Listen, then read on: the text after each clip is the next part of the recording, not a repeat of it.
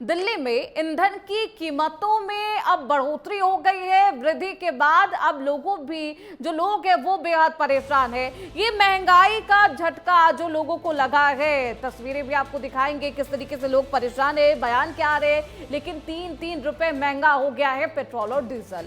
Petrol की कीमतें 97.77 रुपए प्रति लीटर है। डीजल की कीमतें 90.67 रुपए प्रति लीटर है। पेट्रोल डीजल के बाद सीएनजी भी महंगा हो गया है। देश भर में सीएनजी के दाम 2 रुपए बढ़े हैं। ऑटो ड्राइवर बेहद परेशान।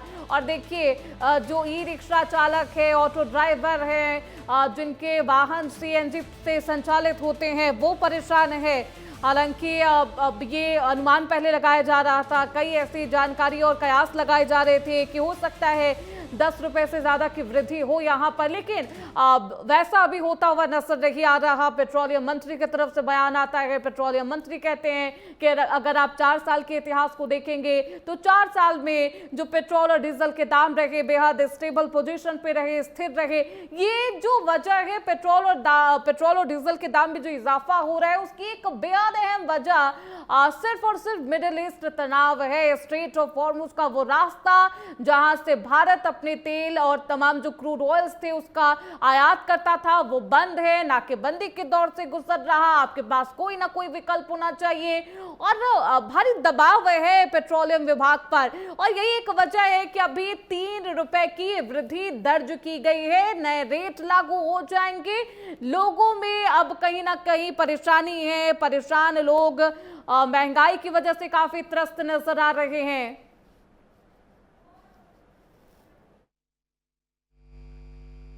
क्या करेंगे, सरकार की मनमर्जी और जब मर्जी बढ़ाते रहे।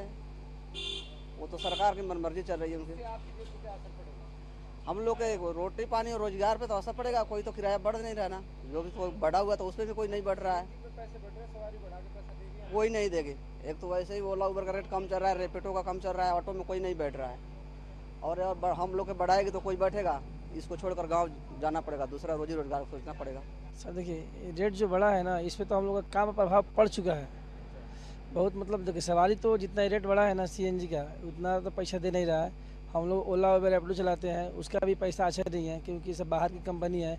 ये मनी पैसा देता है। और किलोमीटर जो हमारा दिल्ली गवर्नमेंट का जो मीटर है ना, उससे भी बहुत कम पैसा दे रहा है एवरा प्रेजेंट टाइम में ओला उबर रैपिडो। और गैस का तो यहीं बढ़ गया, 2 रुपया सीधा बढ़ गया। पहले था पेट्रोल तो हम लोग यूज नहीं करते हैं सर, तो उसका रेट नहीं मालूम है। और गैस जो हम लोग प्रवासी मजदूर जो बाहर से आए हुए हैं, दिल्ली में रहते हैं, उनके लिए सर हम लोग के लिए बहुत ज़्यादा डिफ़िकल्ट है यहाँ पे, मतलब रहना, खाना बनाना। क्योंकि 300 रुपये, 250 रुपये, 280 रुपये kg, ऐसा 1 kg हम लोग गैस डलवा रहे हैं खाना बनाने के लिए। और ये गैस तो ठीक था, ऑटो में डालने के लिए रेट बढ़ गया इससे, तो इससे हम लोग को बहुत दिक्कत है।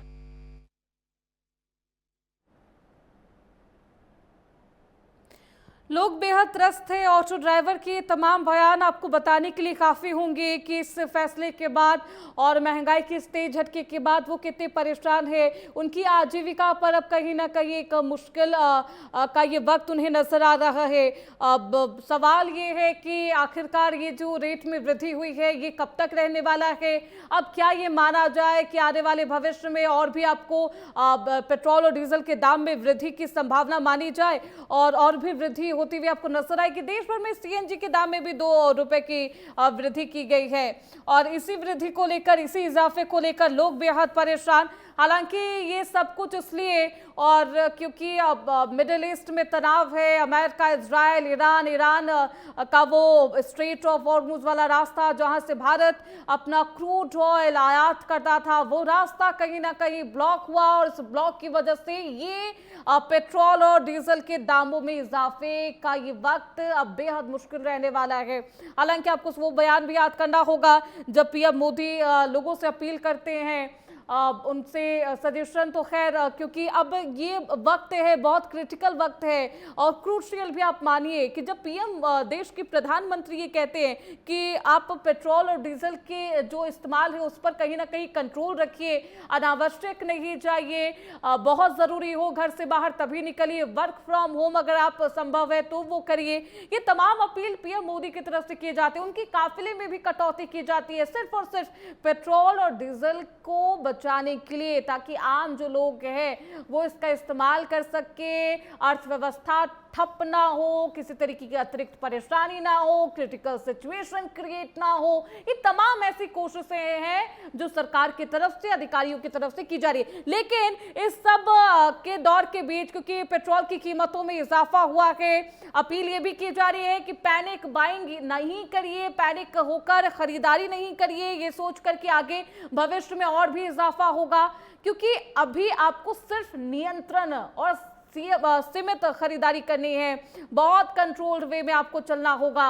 और पूरे देशवासियों से यही अपील भी पीएम मोदी करते हैं। एक विषम परिस्थिति है, संयम रखना बहुत जरूरी। स्तुति हमारे साथ फोन कॉल पर मौजूद है। अब स्तुति देखिए, अब ये तेज झटका है पिछले ही दिन, अगर आप देखेंगे गुरुवार के दिन ये खबर आती है कि मदर डेयरी और अमूल जैसे जो बहुत ब्रांडेड डेयरी प्रोडक्ट्स हैं उसके दाम में बढ़ोतरी हो जाती है। अब एक और तेज झटका, ये जो दाम है पेट्रोल और डीजल के, उनकी कीमतों में भी इजाफा हो गया है। नई रेट कब से लागू होगी, क्या कुछ बदलाव है, ये जानकारी विस्तार से दीजिएगा स्तुति। बिल्कुल श्रुति, अगर बात करें तो पहले जो है लोगों को पहले ही महंगाई का एक झटका जो है वो लग चुका है। पहले सोना महंगा हुआ, उसके बाद में जो दूध है वो महंगा हुआ, लेकिन अब पेट्रोल और डीजल के दाम जो हैं वो भी बढ़ गए। हालांकि 3 रुपए का जो इजाफा है वो पेट्रोल और डीजल पर देखने को मिल रहा है। हालांकि आज से जो बढ़ी हुई कीमतें हैं वो लागू हो जाएंगी और ऐसे में कहीं ना कहीं आम आदमी की जेब पर पूरी तरह से जो महंगाई का झटका है वो लगता नजर आ रहा है। क्योंकि अगर बात करें तो जिस तरह से देश जो है वैश्विक संकट से गुजर रहा है और ऐसे में कहीं ना कहीं एक एक चीजों पर जो महंगाई बढ़ती नजर आ रही है, दामों में जो इजाफा है वो साफ तौर पर देखने को मिल रहा है। अगर हम बात करें तो पहले जो है सोने के दाम जो है बढ़ाए जाते हैं, वहां पर कैसी हलचल है, लोग इस पूरे फैसले को लेकर क्या प्रतिक्रिया दे रहे हैं, किस तरीके से ले रहे हैं, बात करिएगा जो वहां पेट्रोल पंप पर लोग मौजूद है स्तुति। बिल्कुल, लोग यहाँ आज भी पेट्रोल और डीजल जो है भरवाने आ रहे हैं। हालांकि लोग यहाँ पर पहुंच रहे हैं। भैया, पेट्रोल डीजल के जो दाम है वो आज से बढ़ गए, हालांकि 3 रुपए में इजाफा हुआ है, क्या कहेंगे, कैसे देखते हैं आप इसको? मैडम, ये तो गरीब आदमी की जेब पे मारी है। अब टैक्सी वाले का रेट बिल्कुल ही डाउन है, ऊपर से तेल और सीएनजी के बता रहे बढ़ेंगे तो कहाँ जाएंगे गरीब आदमी? अभी तक आप सोच के आए थे कि 3 रुपए जो है वो बढ़ जाएंगे, यानी कि इस तरह से वृद्धि होगी, पैसे जो है बढ़े, क्योंकि पहले दूध के दाम बढ़े हैं, सोने के दाम बढ़े, अब डीजल और पेट्रोल के दाम जो है वो बढ़ते नजर आ रहे हैं। हाँ, तो गरीब आदमी सीधी जेब पे लूट है मैडम। अब जाएगा तो कहाँ जाएगा, किस तरफ से अपना परिवार चलाएगा? काम है नहीं, ऑनलाइन काम करते हैं उसमें रेट नहीं देती कंपनियां, ओला उबर है बिल्कुल ही बर्बाद कर। 8 रुपये किलोमीटर में गाड़ी चलेगी, 5 रुपये का खर्चा ही गाड़ी का। अब उसमें क्या करेगा ड्राइवर, कहाँ जाएगा? मैं नहीं, सब बर्बाद हो रखे आज के टाइम में टैक्सी वाले। महंगाई कहीं ना कहीं आम आदमी की जेब पे पूरी तरह पड़ रही है। बच्चों का एडमिशन के फीस अभी तक नहीं दिए गए, ना फीस दी गई, तो क्या करेंगे इससे फालतू? घर से बाहर ना निकले, वर्क फ्रॉम होम करे, क्या बुकिंग में कमी आई है? अब बिल्कुल श्रुति, देखिए लोग जो है वो साफ तौर पर कह रहे हैं कि महंगाई का जो असर है वो उनकी जेब पर पड़ता नजर आ रहा है। हालांकि अभी तक जो है पहले दूध और सोने की कीमतों को लेकर झटका लग रहा था, लेकिन अब पेट्रोल डीजल के दाम जो है वो भी साफ तौर पर बढ़ते नजर आ रहे हैं। यहाँ पर लोग, देखिए आपको ये गाड़ियां दिख रही होंगी कि लोग अभी पेट्रोल डीजल जो है लेने आ रहे हैं। पेट्रोल डीजल के जो दाम है वो आज से 3 रुपए बढ़ गए हैं। आप इसको कैसे देखते हैं, कितना असर पड़ेगा जेब पर? मैम, असर ही पड़ा हुआ है, काम है नहीं, उसके बाद जो काम धंधा था वो ख़त्म हुआ पड़ा है और रेट पे रेट बढ़े जा रहे हैं, महंगाई बढ़ी जा रही है। हम तो वैसे परेशान चल रहे हैं, और क्या बताएं आगे? जिस तरह से पेट्रोल डीजल की लोगों को पहले ही आशंका थी कि बढ़ेगा, लोग इसको इकट्ठा कर रहे थे, क्या आप टंकी फुल करवा पाएंगे? टंकी फुल, इतने तो पैसे नहीं हो रहे जेब में, टंकी फुल कहाँ से करवा लेंगे? आप ही बताओ, काम है नहीं, महंगाई बढ़ती जा रही है दिन पे दिन। आप ही बताओ कहाँ से कर लेगा गरीब आदमी, कहाँ से कर लेगा? पूरा दिन टैक्सी चलाते हैं तो 1000-1500 रुपये लेके जाते हैं घर, उसमें भी महंगाई नहीं। सोने के दाम बढ़े, फिर दूध के दाम बढ़े, अब पेट्रोल डीजल का असर जो है आम जनता की जेब पर पड़ता नजर आ रहा है। ये क्या बताया मैम, अब इससे आगे तो कुछ बोल नहीं सकते हम।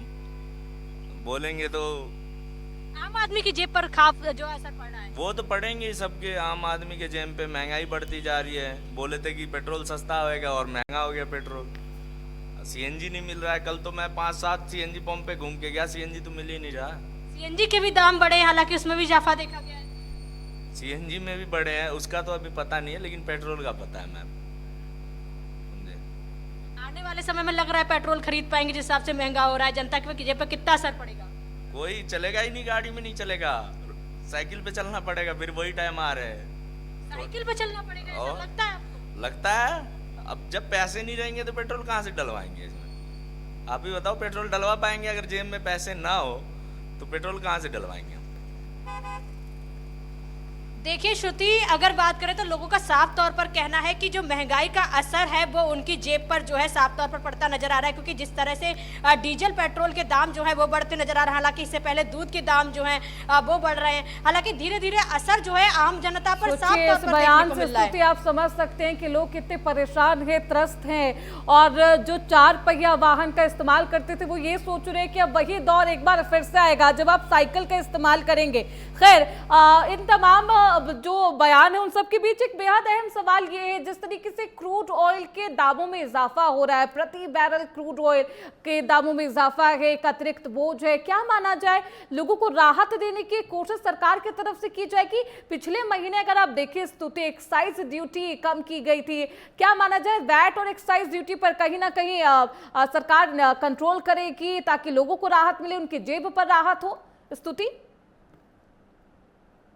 श्रुति, एक बात ये भी समझना होगा कि जिस तरह से पिछली बार सरकार ने एक्साइज ड्यूटी कम की थी, कहीं ना कहीं चुनाव थे और चुनाव का असर था कि ऐसे में डीजल पेट्रोल के दाम सरकार नहीं चाहती थी कि बढ़े, तो इसीलिए शायद एक्साइज ड्यूटी कम की गई थी। लेकिन अब डीजल और पेट्रोल के दाम जो बढ़े हैं, ऐसे में अभी तक सरकार की तरफ से कोई ऐसा फैसला नहीं लिया गया है।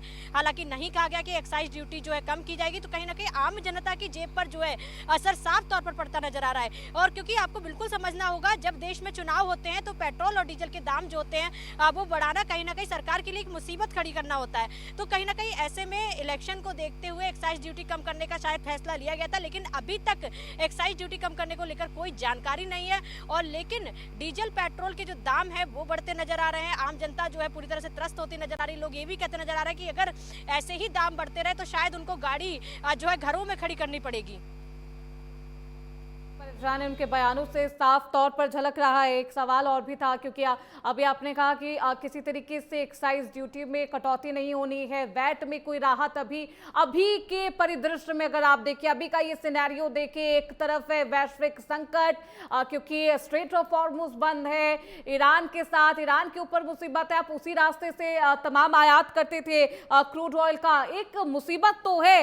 निपटने के लिए सरकार की क्या प्लानिंग है, पेट्रोलियम विभाग की क्या प्लानिंग? स्तुति, साथ में ये भी बताइएगा कितने दिनों का भंडार आखिरकार अभी बचा हुआ है सरकार के सामने, क्योंकि ये बहुत अहम सवाल है, लोग जानना भी चाहते हैं अभी कितने दिनों का भंडार है भारत के पास? स्तुति,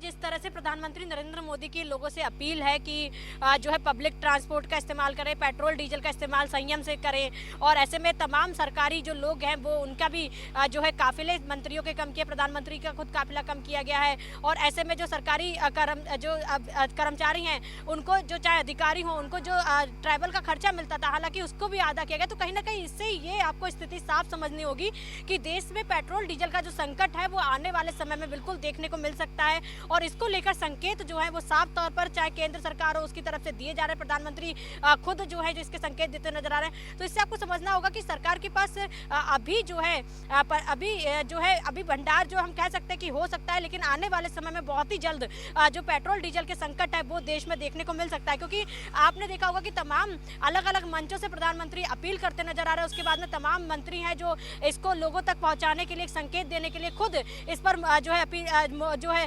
अमल करते नजर आ रहे हैं। हालांकि तमाम जो मंत्री हैं वो पब्लिक ट्रांसपोर्ट का इस्तेमाल कर रहे हैं। हालांकि अलग अलग तरीके अपना रहे हैं कि जनता तक ये संकेत पहुंचे कि डीजल और पेट्रोल की जो किल्लत है वो बिल्कुल भारत में साफ तौर पर देखने आई, क्योंकि ईरान की तरफ से सप्लाई जो है वो पिछले कुछ दिनों से नहीं हो पा रही है। हालांकि पेट्रोलियम मंत्रालय भी इस बात का संकेत दे चुका है कि डीजल पेट्रोल का संकट भारत में साफ तौर पर देखा जा रहा है। तो कहीं ना कहीं आने वाले समय के लिए लोगों को बहुत संयम पूरे मामले को साफ करते हुए कहते हैं कि अभी आपको कंट्रोल करना होगा की आशंका जो है वो भी साफ तौर पर जताई जा रही है। हाँ, बिल्कुल कंट्रोल करना होगा।